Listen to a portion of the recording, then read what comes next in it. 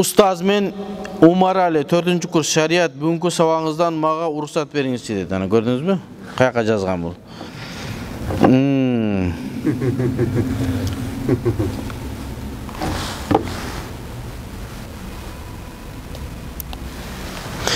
Daarатканага баш кийим менен кирүү милдетпи?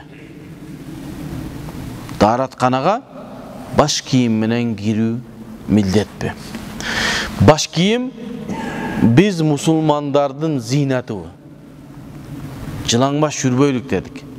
Жылаңбаш жүрүү adepsizlikке кирет. Biz musulmanдар өзүбүздүн калпагыбыз бар, допубуз бар, калпактарды кийип, не кылышыбыз керек? Башыбызды көтөрүп, сыймыктанып жүрүшүбүз керек Кыргызстанда.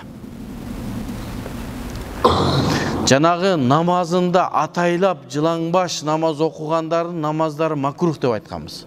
Ханафи мазхабта жылаңбаш намаз окуу макрух. Бирок макрух танзихи, жеңилирак макрух, оор макрух, харам эмес. Эгерде өзүн төмөн алып намаз окуган болсо, кечирим. Болбосо намазда жылаңбаш окуган жакшы эмес. Эми ушундай бир адат болуп калды. Bir jagымсыз адат. Атайын баш кийим кийбей, башка бир коомдон өзгөчөлөнүп, биздин белгибизди билебиз десең ушундай белгиле, биз сакалыбызды өтө узун коёбуз, буту шымыбыз кыска болот, башыбыз жылаңбаш болот дегендейчи. Андай кылбаш керек. Пайгамбарыбыз бул суроого байланыштуу бир нерсени айтайын деп ошо алыстан тегеренип келетем. Пайгамбарыбыз саллаллаху алейхи ва саллам daarатканага дагы жалаңбаш кирген эмес. Эми сиз Аллахтын улуу болгон мечитине, бүткүл аламдын жаратуусуна Аллахтын астында жылаңбаш турасызбы? Аллах Таала пайгамбарыбыз daarатканага жылаңбаш кирген эмес экен. Бул деген нерсе парз эмес. Adep bul. Adep. Bizde men azırak görüp kaldım. Мынау улуу муундағы аксакалдарыбыз билет. Орустар жанагы союз мезгилинде бизди жылаңбаш жүрүүгө, баш кийим кийбөөгө үйрөткөн. Бир чогулушка кирсе, же болбосо музейге кирсе, баш кийим менен киргизген эмес. Ошого тарбиялаган. Ал башка бир коомдун түшүнүктөрү ал жылаңбаш жүргөн. Ошого акыркы 21-кылымдын залкары Muhammed Zahid Kawthari rahmatullah aleyhi атайын жылаңбаш намаз окугандар, баш кийим кийбегендер кимге окшойт деп атайын макала жазган. Ошол жерде мен коммунисттерди баяндаган. Ошолор жылаңбаш, алар атайын жылаңбаш жүрөт. Биз мусулмандар эмне кылабыз? Баш кийим менен жүргөнүбүз эмне болот? Жакшы болот. Эми daarатканага пайгамбарыбыздын адеби экен. Пайгамбарыбыз эч качан daarатканага жылаңбаш кирген эмес экен. Кээ бир устаздардан угуп калдым, менде ачык далил жок. Жылаңбаш daarатканага киргендерге жин тийүү коркунучу бар деген. Эми элестетип коюң, daarатканага кирип телефон чукуганды, сүйлөгөндү. Бизде макрух болот сүйлөгөн daarатканага киргенде.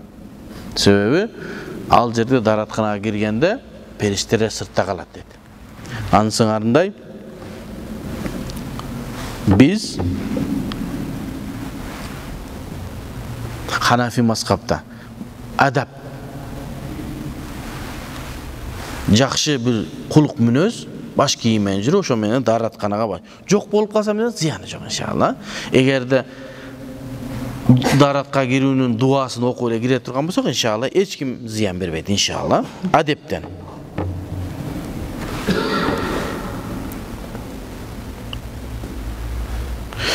Устаз, Ахмад деген атты айтып бересизби дейт. Ахмад деген ат эң жакшы ат. Куранда пайгамбарыбызды исмуху Ахмад, Мухаммад Ахмад бардыгы бир уңудан келген. Макталынган деген. Пайгамбарыбыздын аты Ахмад. Аллах Таала Куранда Мухаммад пайгамбарыбызды Ахмад деп баяндады. Мурдагы Коомдордун китебинде исмуху Ахмад деп келет деп. Чындыгында Торат, Инжилдерде кийинки пайгамбар Ахмад деген ат менен келет деп баяндалган. Бул пайгамбарыбыздын аттарынан эң жакшы ат. Эгерде ушул атты кое турган болсо балдарга иншалла береке болот. Мына көшө Ахмад деген балаңызга коюңуз, сураптыр мынакей. Бала кандай ат наса? Мухаммад, Ахмад, Мустафа пайгамбарыбыздын аттарын койсоңуз иншалла жакшы болот. Ошол эле мезгилде кыргыздын деле аттарын койсоңуз зыяны жок. Мааниси эле жаман болбосо кыргыздын аттары сон. Мисалы, Олжобай деп коюңуз десем. Тамаша, тамаша. Чубак деп коюңуз, Семетей деп коюңуз, Манас деп коюңуз. Кыргыздын аттары деле маанилери жаман маани болбосо койгон жакшы. Анан сөзсүз эле арабтын атын коюу милдет эмес. Бирок жакшы ниет кылып сахабалардын, пайгамбарлардын атын койсоң иншалла береке болот. Атта таасир болот. Шуну мен жашоомдо шуну билдим. Көп сездим. Дайыма жолум болот менин көпчүлүк мезгилде. Ол жолу деп туруп көп жерде бир нерсе болуп ишим бүтөт. Иншалла аттын, баланын, атанын балага болгон биринчи акысы немеси баланын акысы. Балага жакшы ат коюу. Ахмад эң сонун ат, машалла.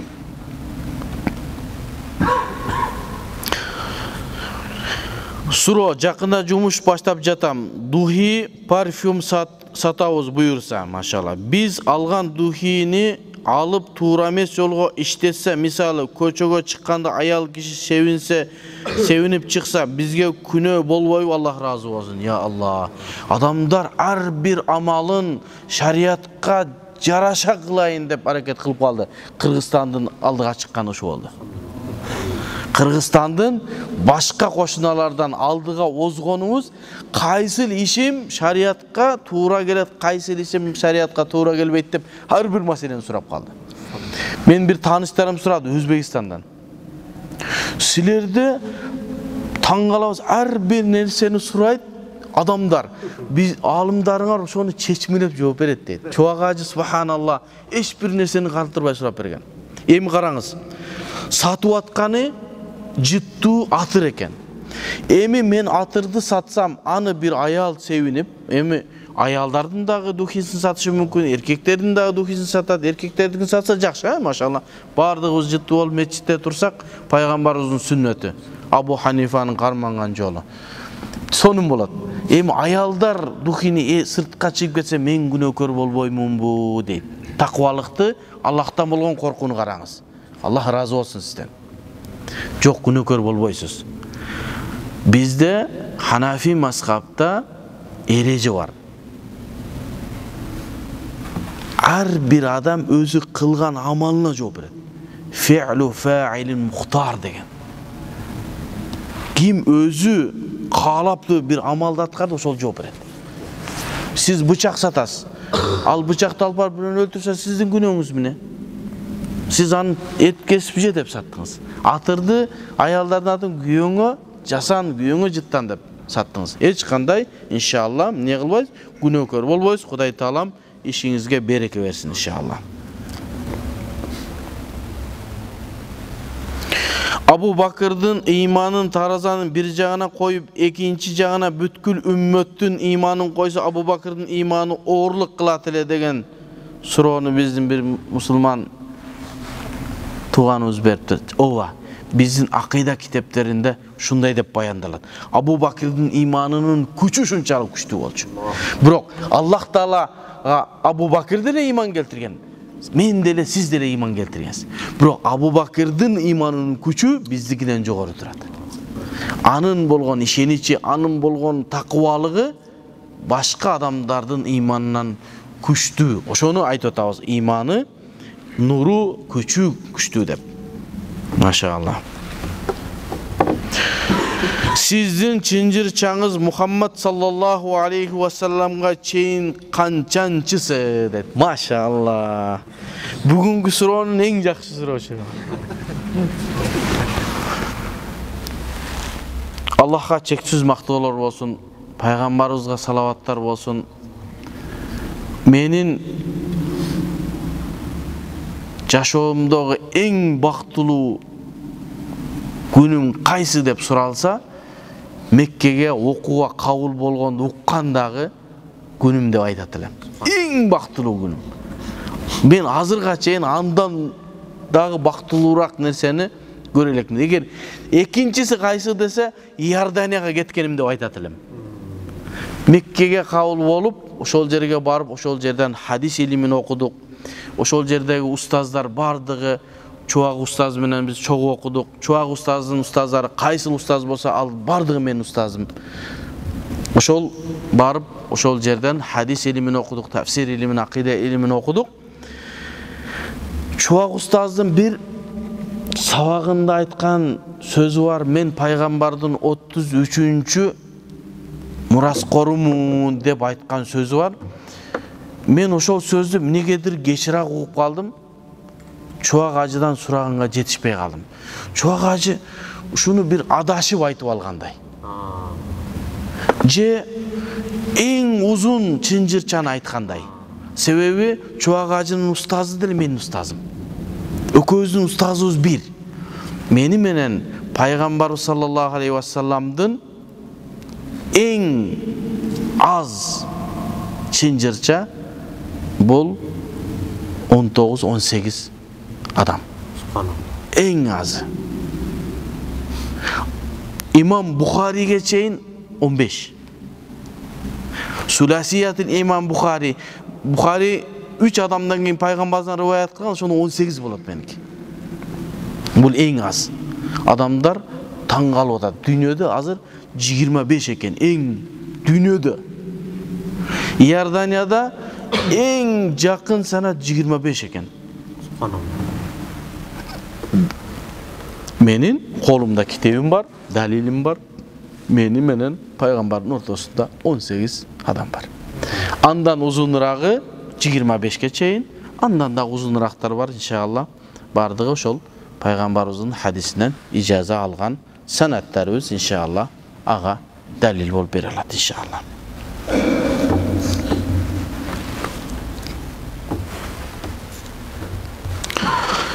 Мен bir kızdı жактырып калдым. Мага дуа кылып коюңузчу. Эгер ал кыз мен үчүн бул дүйнө жана акыретимде жакшы болсо, аны мага берсин. Эгер жакшы болбосо, жакшы кылып берсин. О, машалла. Жакшы кылып берсин деп дуа кылып коюңузчу дейт. Машалла.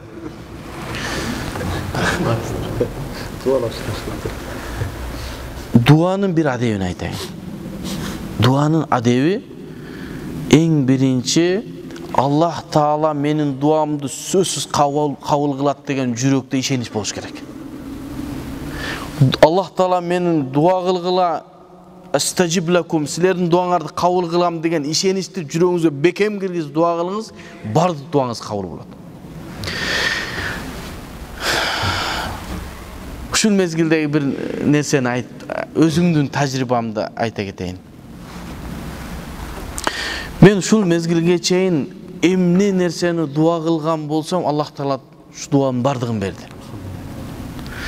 Бир дуамды кабыл кылбаптыр. Аны айткым келбейт азыр.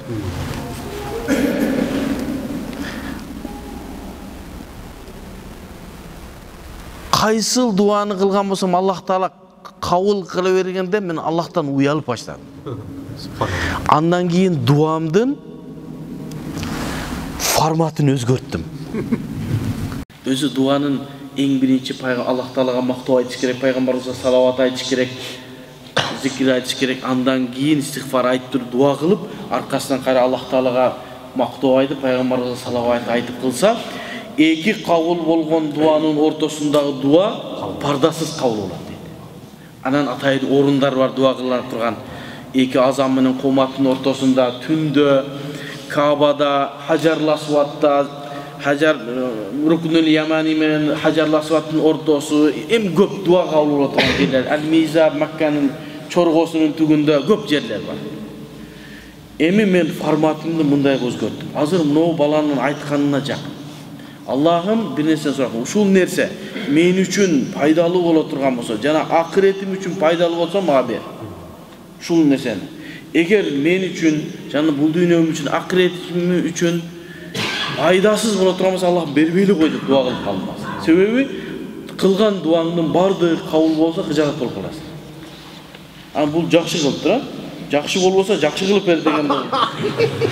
Кудай таалам иншалла ушундай кылып дуа кылайлы. Аллахым мага ушул нерсем бул дүйнөм үчүн жана акыретим үчүн пайдалуу болсо мага бергин. Эгер бул дүйнөм үчүн акыретим үчүн пайдалуу болбосо, Аллахым башка жакшы нерсеге алмаштырган деп. Аллах табарак ва таала ошол жактырган кызыңызды Аллах насип этсин. Ошонун жүрөгүнө салсын, сизге болгон анын да махабатын ойготсун. Бирок мунун бардыгы иншалла никеден кийин, мынтип алыстан онлайн сүйүп жүрбөстөн не кылыш керек? Тезирээк ата энеңизди жөнөтүңүз, башкага кетип калбасын. Кудайым иншалла насип эткен болсун. Бир сабагыбызда баягы дуам кабыл болду. Ошол кызга үйлөндүм деп да суроо бериңиз, иншалла. Устаз, ушул сабактан пайда болгон соопту өтүп кеткен туугандара багыштаса болот иншалла. Ар бир жакшы амалда Аллах Таала сооп берет. Ал соопко биз ээлик кылабыз. Ушул ээлик кылган сообузду башка бирөөлөргө багыштасак, арнасак болот иншалла. Бүгүнкү сабагыбыздын ушул жерде отурган инсандардын бардыгынын өзүнүн жанагы амал дептерине хадия кылдык. Ошонун арасында устазыбыз Чубак ажыга хадия кылдык. Бүгүнкү болгон сабактагы соопторду иншалла. Устаз, tasavvuf ilimi boyunca icazanız бар екен, сабак бериңизчи суранычы. Бүгүн жанаң пайлап келип суроо берипсиңер, сен. Алхамдулилlah, tasavvuf ilimi boyunca 3 тарикаттан icazabız бар. Биринчи Чубак устазы менен чогуу барып, устазыбыз Шейх Тарык, биздин экөөбүздүн Абдуали деген досум бар, үчөөбүздү жетелеп Жиддадагы Шадили тарикасына барып, ошол жерге байат берип, ошол жерден ижаза алганбыз. Шадили тарикасы боюнча.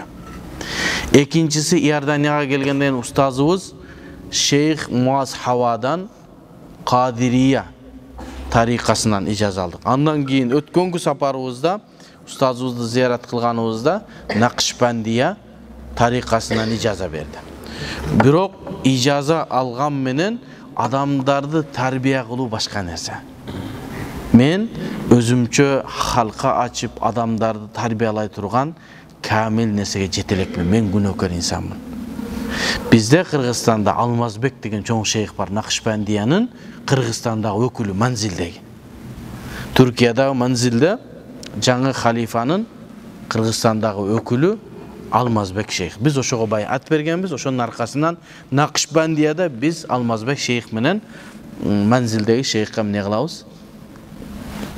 Илешебиз иншалла. Эгерде ким tasavvuf илиминен илим алам, ошолордун зикирлерине катышам, ушул жолго түшөм десе, Аламидин базары жактагы даргахта барсаңыз иншалла Алмазбек шейх сизге иншалла байат берсеңиз, ошо менен tasavvuf ilmini alıp ошол жерден илим дегенде бул жерде зикир, tasavvuf илиминен зикир кылып, жүрөктү оңдоп, Аллах Таалага өзүбүздүн тазалыгыбызды даярдап барабыз астына. Иншалла биз жакында дуа кылып туруңуздар, 2 октябрда Түркияга шейхти зиярат кылган кеттебиз иншалла. Аллахым жеңилдигин берсин. Устаз, аламга нур тараган Рабиул Аввал айы кирип келгени баарыбызга маалым. Ошого карата Сиродан конкурс уюштурбайсызбы? Ушул султан менен адамдар жана бир Сиро өмүр баянды пайгамбарыбыздын окуп чыгышат эле дейт. Иншалла бир аракет кылалы. Бирок ушундай нерселерге жокмун менчи. Бул нерселерге уюштуруулар, бирөөлөр уюштуруп неме кылса, иншалла колдоп бергенге даярбыз иншалла. Рабиул Аввал айы келди, пайгамбарыбыз саллаллаху алейхи ва салламдын туулган күнү. Пайгамбарыбыздын мавлиди. Бул ай эң улуу айлардан. Пайгамбарыбызды эстеп, пайгамбарыбызга салават айтып, пайгамбарыбыздын өмүр баянын окуй турган ай. Пайгамбар ушул айда төрөлгөн. Эмне себептен биз мусулмандар пайгамбарыбыз саллаллаху алейхи вассаламдын туулган күнүн майрамдайбыз? Себеби бул дүйнөгө рахмат болуп келген пайгамбарга шүгүр кылабыз. Биздин кээ бир мусулман бир туугандар эмнеге бу бидаат башка дейт? Эми сенин жолуң башка, биздин жолубуз башка. Кыяматка барганда сен өзүң далилиң менен бар, биз өзүбүздүн далилибиз менен баралы. Сен кыжалат болбочу, биздин пайгамбарыбызды сүйүп, пайгамбарды эстеп, пайгамбардын сыйрасын окуп, ага нашид айтып, пайгамбарыбызды улуктап сыйрасын, өмүр баянын окуганыбызга сен кыжалат болбой койчу. Senin жолуң шуну туура эмес деп көрүп атасыңбы? Ахлан ва сахлан, башка жолуң кыла бер. Бизге эмне кыйналасың? Пайгамбарыбыз Рабиил Аввал айында өлгөн экен. Силер өлгөнүн майрамдайсыңарбы же пайгамбарыбыздын төрөлгөн? Пайгамбарыбыз ошо төрөлгөн мезгилде өлгөн. Ооба, пайгамбарыбыз саллаллаху алейхи вассалам бул дүйнөдөн өткөндүгү чоң бир мусибат, чоң бир кайгыруу. Ооба. Бирок биз анын төрөлгөнү менен майрамдап атабыз. Өлгөнү, пайгамбарыбыздын өлүмү да бизге сабак. Рисаласын, өзүнүн аманатын бизге жеткизди, Аллахтын астына кетти. Бизди бейиште күтүп алатыган зат.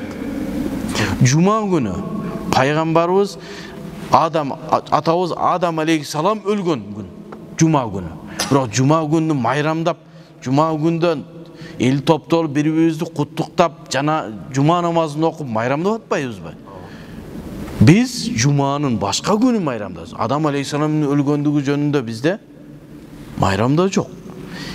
Ayla жоқтан ар кандай нерсени ортого салып, ортодон фитне чыгаруунун кереги жок иншалла. Biz пайгамбарды сүйөбүз, маулидин окуйбуз, майрамдайбыз, сүйүнөбүз, нашид айтабыз, пайгамбарыбыздын өмүр баянын окуйбуз. Кыяматта көрөбүз кимдин экенин. Ошон үчүн Рабиил Аввал айында иншалла пайгамбарыбыздын өмүр баянын көп окуганга аракет кылалы. Жашоодо ар кандай нерсе менен алек болуп, пайгамбарыбызды унутат экенбиз, бирок пайгамбарыбыздын туулган күнү келгенде аны эстеп, бизге бир эмне мүмкүнчүлүк бүгүн пайгамбарыбыздын өмүр баянын толук окуп чыкканга. Пайгамбарыбыз саллаллаху алейхи вассалам бул күндү өзү майрамдаган. Кантип майрамдаган? Yevmul isneyn, düşönbü günü oroza karmaytılar Peygamberimiz. Emne sebepten Peygamberimizden, emne sebepten bugün oroza karmaysın degende, men uşul günü töröldüm degen. Oşo törölgönümü Allah'ıma şükür kılıp men ne kılam dedi? Oroza karmayım dedi. Bul günü Peygamberimiz törölgön, biz Peygamberimiz Allah'a şükür kılıp oroza karmagan bolsa, biz şükür kılıp anı sirasını okuyuyoruz. Ömür bayanı. Oroza da karmayız. Geç günü tamak yiyiriz. Mayramdap inşallah.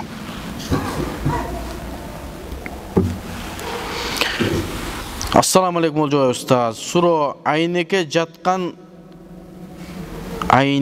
jatkan bıçaktı özünçö takap өгөлөр jinder menen иштейби, имандын чыгабы бакчылар сыяктуу.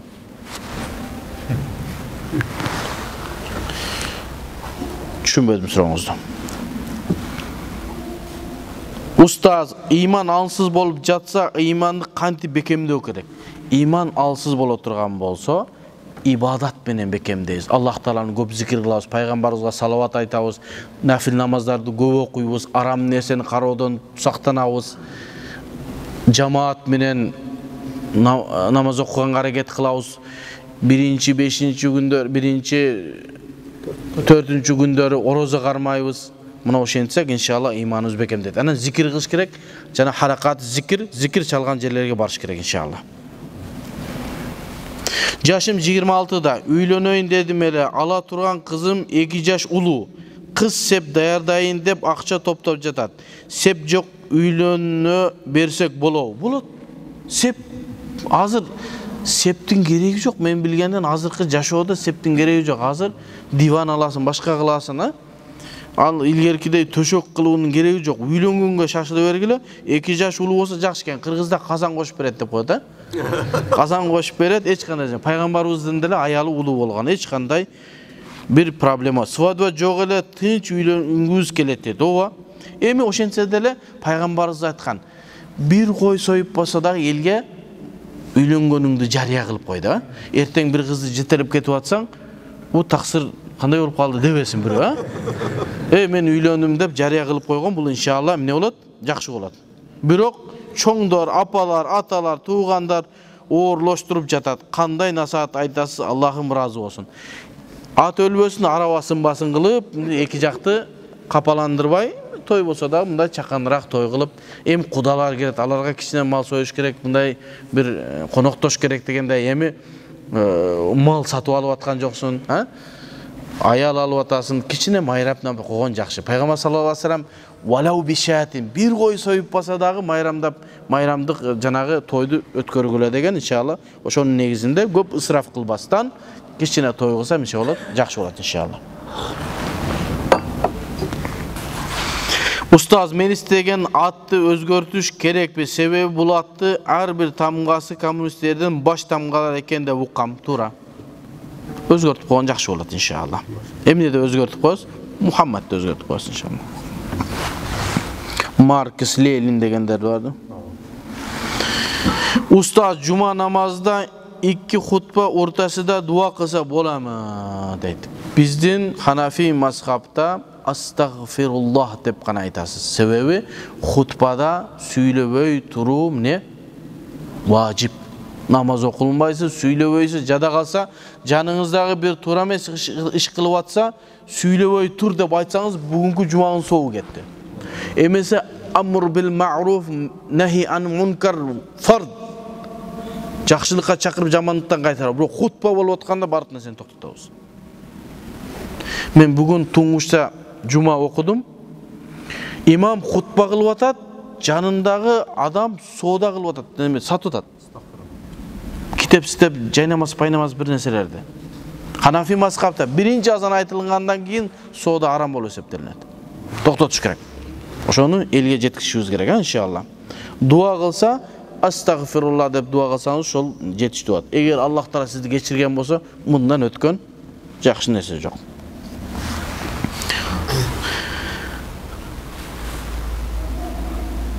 Устаз, алып жаткан илимибиз кылып жаткан ишибизге дагы байланыштуу болушу мүмкүнбү? Алып жаткан илимибиз кылып жаткан ишибизге дагы байланыштуу болушу мүмкүнбү? Эгер бир жакшы илим, туура илим алсаңыз, туура амал кыласыз. Ушул жагынан байланышы бар иншалла. Шариатты үйрөнсөңүз, туура соода кыласыз, туура амал кыласыз иншалла. Кыска суроо. Бая айттыңыз, кылган жакшы амалдардан түшкөн соопторду башка бирөөгө багыштаса болот деп. Ошондо өзүбүздөн ошол сооп өчүп кетеби же копиясы барбы дейт. Аллах таала ушундай айкөл зат да. Ошол сендеги сооп азайбастан туруп ага кетет. Умрага бирөөгө бадал умра, атайын бирөөдөн умра кылсаң, сага да сообу калат, ага да кетет. Иншалла. Кемибестен бардык сообу сизге дагы. Ошон үчүн эмне болбош керек? Ач көз болбош керек. Бардык нерсени Кудай жолунда бере берсек, жөн эле пайда тапкан болобуз да. Ассаламу алейкум, Олжобай устаз. Кээде аялым менен мамиле болгондо үстүбүзгө жапкан нерсе бир аз ачылып калат, күнөө болбойбу? Эми терезелер жабык, жашыруун камералар жок болсо, иншалла зыяны жок иншалла. Жанагындай аппараттар бар, үйдү текшерип туруңуз, Анан анча-мынча мындай неме болуп кеткенде ачылып кетиши мүмкүн да эмичи? Ошого зыяны жок иншалла. Мен бир кызды жактырып калдым. Машалла, бүгүн жалаң үйлөнө тургандар акча. Мен бир кызды жактырып калдым. Мага дуа кылып коюңузчу. Эгер ал кыз мен үчүн бул дүйнө жана акыретиме жакшы болсо, аны мага берсин. Эгер жакшы болбосо, жанагы суроону кайра жөнөттүр. Эки жолу, машалла. Аллах табарак ва таала ошол кызды сизге жакшы кылып берсин, жүрөгүн сизге ачкан болсун. Экөөңөр бактылуу болгула иншалла.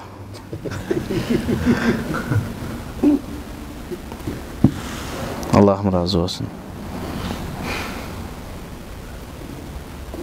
Ассаламу алейкум рахматуллахи ва баракату. Ayaldардын сабак берүүсүнө кандай карайсыз? Онлайн.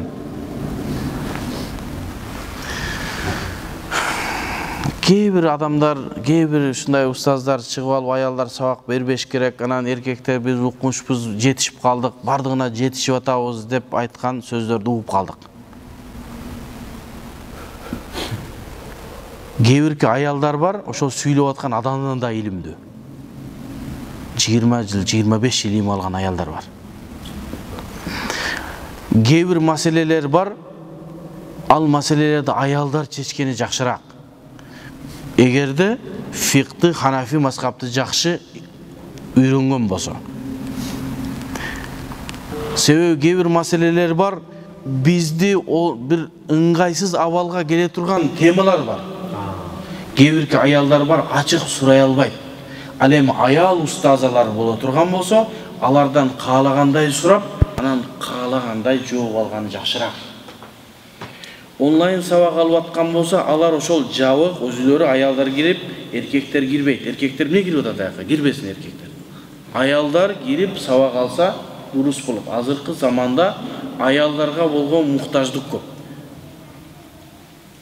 Аялдар ошол онлайн сабак бере турган болсо, сенден көрө ошолордун сабагы жакшыраак. Сен аялдарга сабак берип атканда, Чубак устаздын бир айткан сөзү бар. Мен айласыздан барып аялдарга сабак берип атам. Кана бирөө болсо, аялдарга сабак берсе, мен башка ишти кылат элем. Азыр алхамдулилла аялдар бар. 20 жыл илим алып келген, дүйнөдөгү чоң-чоң университеттерде, ханафилерде илим алып келген аялдар бар. Берсин ошол сабакты. Айыз, нифастан сен чечмелеп бере аласыңбы? Ошол аялдар берсин, аялдарга. Анын ар бир точкасын айтып бере аласыңбы сен? Мындай болса, андай болса, тиягынан акса, биягынан акса деп. Аялдар аялдарга сабак бергени жакшыраак болот.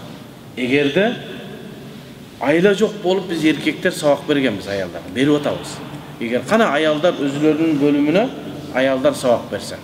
Анан бир аз эле ушу неме кылып эле, анан аялдар сабак бербесин, биз гана сабак беришибиз керек деген дагы туура эмес. Аялдардын өзүлөрүнүн жамааты бар. Өзлөрү каалаган суроосун кеңири сурап, ошолордон сурап алганы жакшы болот иншалла. Кейбирки илимдүү аялдар бар, сизди кыжалат кылып коет, ошого.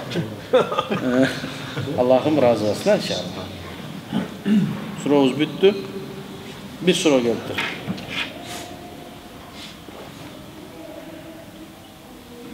Канча убактыбыз калыптыр? 18 секунд. Бир суроо таксырым. Устаз, эгер сиз 20 жашка кайтып калсаңыз, Аллахтын ыраазычылыгына жетиш үчүн эки жакшы көргөн жол бар болсо, биринчиси илим алып динге, мекенге кызмат кылып илимди жайылтуу, экинчи бизнес жасап илим алам деген студенттерге китебин алып берип, акча жактан колдоо көрсөтүп өтсө, кайсысын тандайт элеңиз? Мен илим жолун 23 жашымда баштагам. Эгерде мага ушундай бир тандоо келе турган болсо, мен тартынбастан туруп эле илим жолун тандаган болотам. Себеби илим жолу жашоонун рахат.